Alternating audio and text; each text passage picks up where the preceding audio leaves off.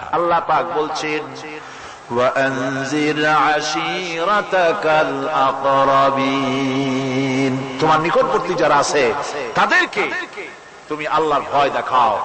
নামাজের জন্য তাদেরকে বলো আল্লাহর ভয় তাদের অন্তঃকরণের মধ্যে সৃষ্টি করে দাও। আর এই নামাজ পড়তে হবে জামাতের সাথে। নামাজ পড়তে হবে কিছুর সাথে? জামাতের সাথে।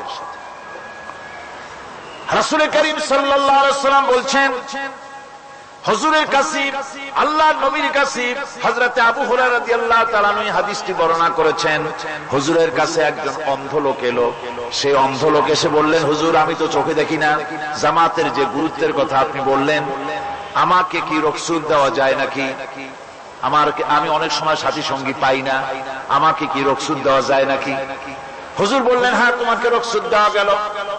অন্ধ যখন হেঁটে যাচ্ছিলেন, নবীজি তাকে আবার ডাকলেন, ডেকে জিজ্ঞেস করলেন, অন্ধ নামাজের মসজিদের আজান কি তোমার কানে যায়? বলে হ্যাঁ আমি আজান শুনি। হুজুর বললেন, আজানের জবাব দিবা, মসজিদে এসে জামাতে নামাজ পড়বা।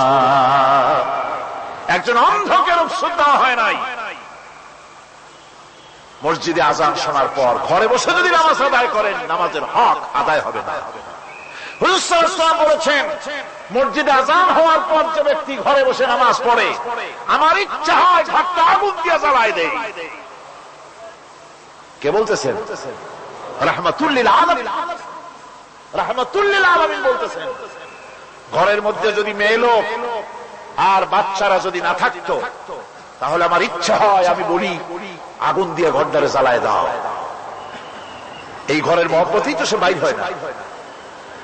নামাজের এত বড় গুরুত্ব দেওয়া হয়েছে। নবীজি ঘরের মধ্যে প্রবেশ করলেন, প্রচন্ড জ্বর এলো। এই প্রচন্ড জ্বর নিয়ে তিনি শুয়ে আছেন, কখনো বেহুশ কখনো হুশ।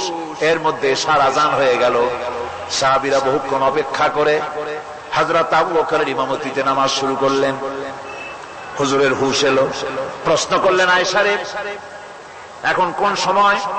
হযরত আয়েশা বলেন, ইয়া রাসূলুল্লাহ, মসজিদে নববীতে নামাজ শুরু হয়ে গেছে। সাহাবীরা অনেকক্ষণ অপেক্ষা করে আমার বাবার ইমামতিতে নামাজ পড়তেছে সবাই, কিন্তু সাহাবীরা কেঁদে কেঁদে নামাজের মধ্যেই কাঁদতে কাঁদতে অস্থির হয়ে যাচ্ছে। তাদের মনের ধারণা হয়েছে নবীজির পেছনে নামাজ পড়ার কিসমত থেকে তারা মাহরুম হয়ে গেল। নবীজি বলেন, আয়েশা দরজা খুলে দাও আর আমার মাথাটা একটু উঁচু করে ধরো, আমি একটু নামাজের দৃশ্যটা দেখি। দরজা খুলে দেওয়া হলো, নবীজির মাথা উঁচু করে ধরা হলো। নামাজের জামাতের দৃশ্য দেখে নবীজি আবার শুয়ে পড়লেন। হযরত আয়েশা লক্ষ্য করে দেখেন নবীজির দুই চোখের কোণা দিয়া পানি পড়তেছে। মা আয়েশা জিজ্ঞেস করেন, ইয়া রাসূলুল্লাহ, নামাজের দৃশ্য দেখে চোখে কেন পানি এলো?